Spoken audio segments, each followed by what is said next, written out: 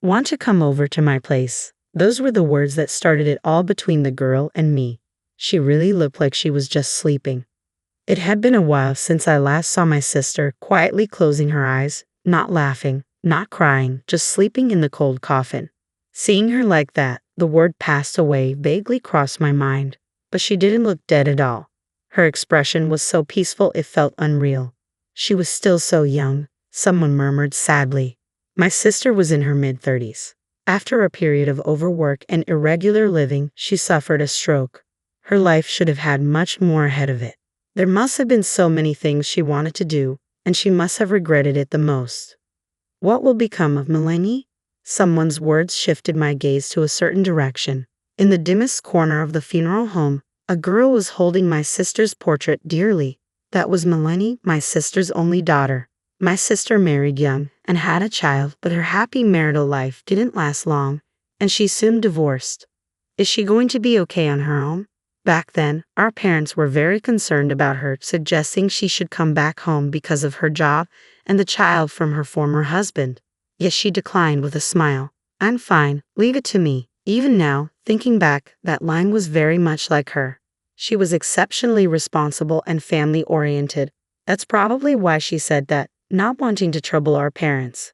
True to her word, she raised her daughter Melanie admirably. I hadn't seen Melanie since she was little because my sister was always so busy. When I saw Melanie again after such a long time, she was already a high school student, and I was amazed at how quickly she had grown. What will Melanie do now? Thinking about her future made me feel anxious as if it were my own business. Mom, what's going to happen to Melanie now? In fact, she's going to a facility. What? I couldn't grasp the words immediately. It might have been the obvious course of action, but given Melanie was already alone and probably feeling lonely, being in an unfamiliar place could make her feel even lonelier.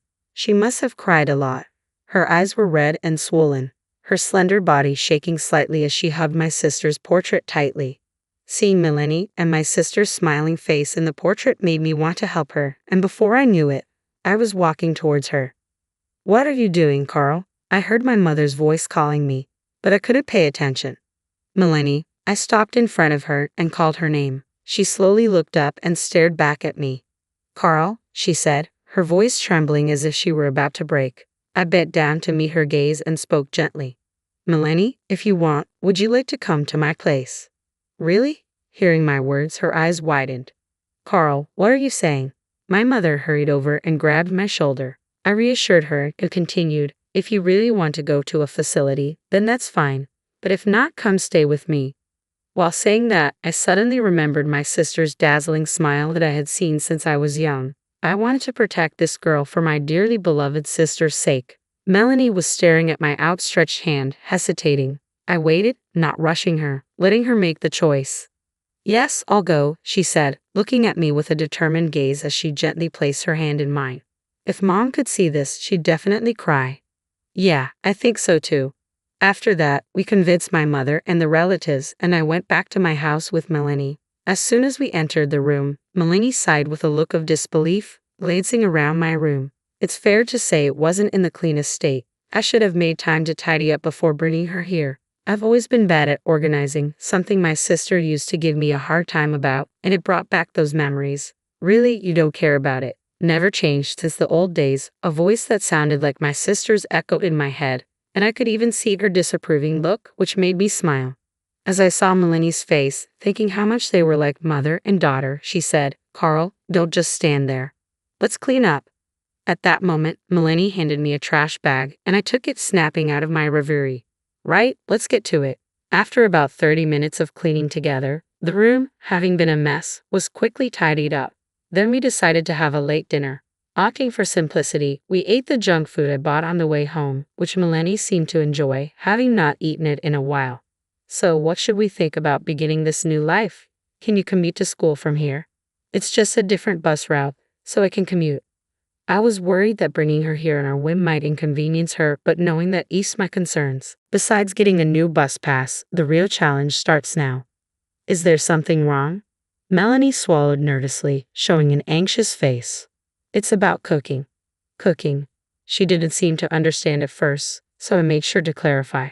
I'm not good at cooking. I said it with a serious face, releasing a heavy atmosphere. She looked at me, blinking in surprise. I wondered if she thought it was odd for someone who's lived alone to say that. Up until now, I've been getting by with fast food or ready-made meals from the supermarket. But with Melanie living with me, it's a different story. It's not great for someone her age to have an unbalanced diet. As I looked down, unable to bear the silence, she suddenly burst out laughing. I hesitantly looked up, and she was shaking with laughter. This is a big deal for me, you know. Eating boxed meals every day isn't really good, right? I know that's true. Her continued laughter made me feel embarrassed, yet seeing her smile like that was somewhat reassuring. Mom was right. What do you mean? Mom used to say a lot. Carl is kind and decent looking, but when it comes to cooking, he's really hopeless. With that, she smiled. I was surprised my sister had talked about me like that. I'll do the cooking. If I don't do anything after being brought here, Mom would scold me. Melanie's smile was bright, but simultaneously her voice sounded pained and sorrowful, which just made my heart ache. I tried not to cry, just like she did, and put on a smile as I said, "Thank you. That would really help." "Leave it to me," she flashed a bright smile. That smile was so much like my sister's that I almost let the tears spill, but quickly looked away so Melanie wouldn't notice. "Carl, what's wrong all of a sudden?"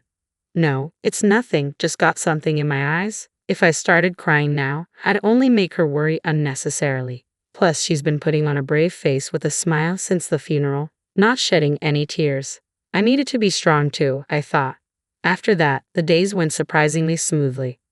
"Good morning, Carl." Turns out Melanie is a morning person.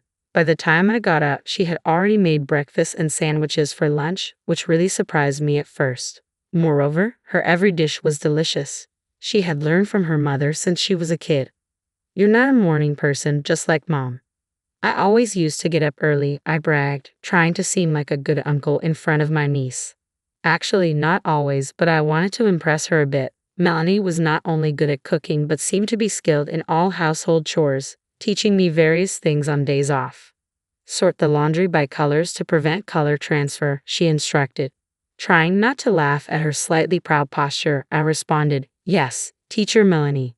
Though I was a bit anxious at first about how things would turn out, she was very capable, and all in all, we had fun. More importantly, I found myself feeling reassured by her gradually increasing smiles. Ever since the day I brought Melanie here, I've been reminded of my sister's words over and over. For me, my girl is like, one night, past 1:00 a.m., as I was about to go to bed, I noticed light coming from Melanie's room. What's she doing up at this time? Curious, I peeked into her room and saw her focus on her desk.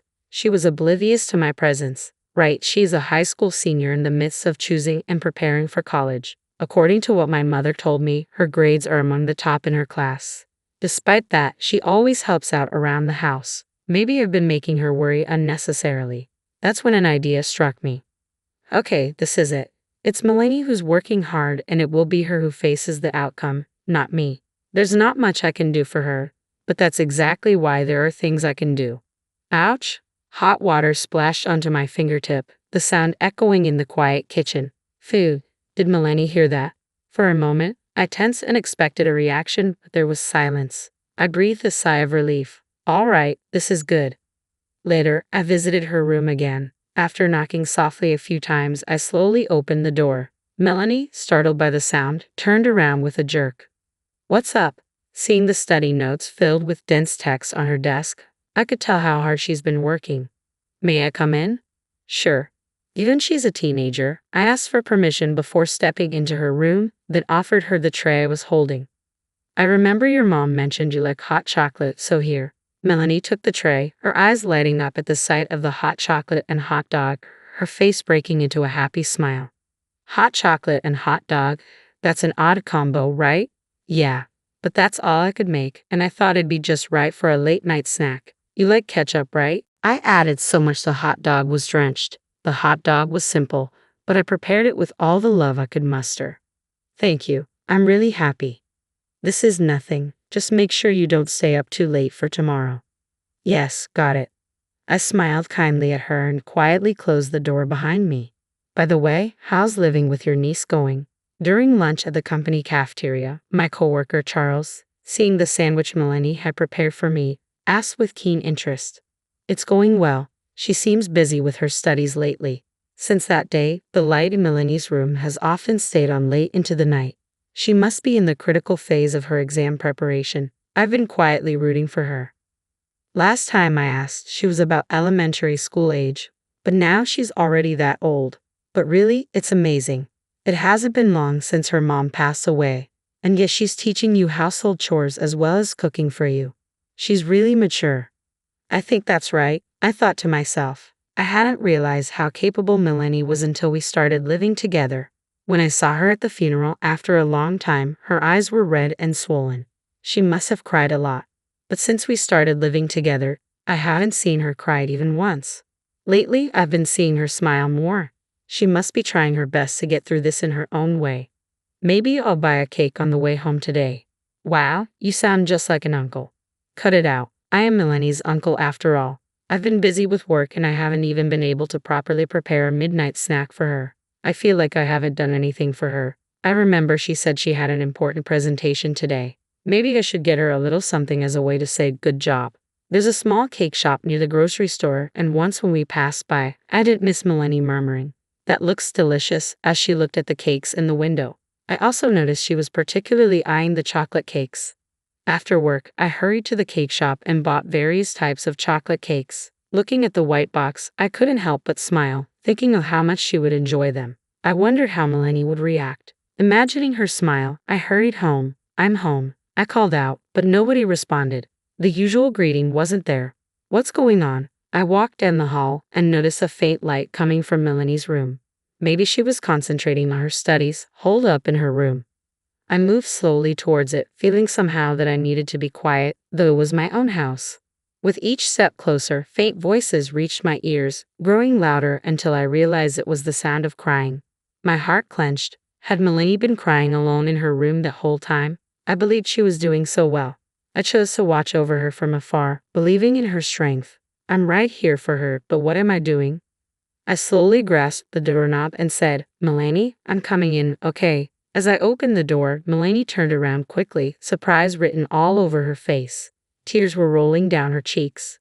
"It's not what it seems," she said, trying to hide her tearful eyes and wet cheeks. She roughly wiped them with the sleeve of her shirt. My heart ached at the sight, and I gently approached and hugged her. "It's okay to cry." At my words, her face froze for a moment, then contorted as she began to cry. "You've done really well." Her small body leaned into me, and the next moment she burst into loud sobs, tears streaming down her face. I should have done this for her long ago. Melanie was bearing it all alone, and I took her strength for granted. I felt really sorry. I gently stroked her small head. After crying for a while, she seemed to calm down and started to speak. "I've been trying hard with my studies, but after Mom passed away, my grades dropped and I felt so frustrated. I want to do well for Mom, but it's been hard. I don't know what to do. I wanted to give something back to her." Hearing her earnest feelings, my eyes welled up. I remembered something my sister used to say. "Mom always said that you are her treasure." Really? For me, my girl is a treasure. The look on my sister's face when she thought about Melanie was full of love. It was clear how deeply she adored her daughter. You don't have to push yourself too hard. Just by living happily every day, Mom would be happy. And as for studies, there's always a chance to make up for it. You've done your best, and that's enough to repay her. So don't be too hard on yourself. And if you ever find things tough, please talk to me. To me, you are as precious as a treasure. With tears still streaming down her face, Melanie smiled a relieved smile at my words. "Thank you, Carl. Maybe I've been forcing myself to put on a brave face, trying not to be a burden." "Not at all. You're a great girl, and you've really been a big help. Oh, that's right. I bought some chocolate cake on my way home. Let's eat it together." "Yes, I'll eat it." Seeing Melanie's happy face as she ate the cake made me smile too. Our life together is just beginning, but I want to protect her going forward for my sister in heaven as well. That was the renewed promise I made to myself.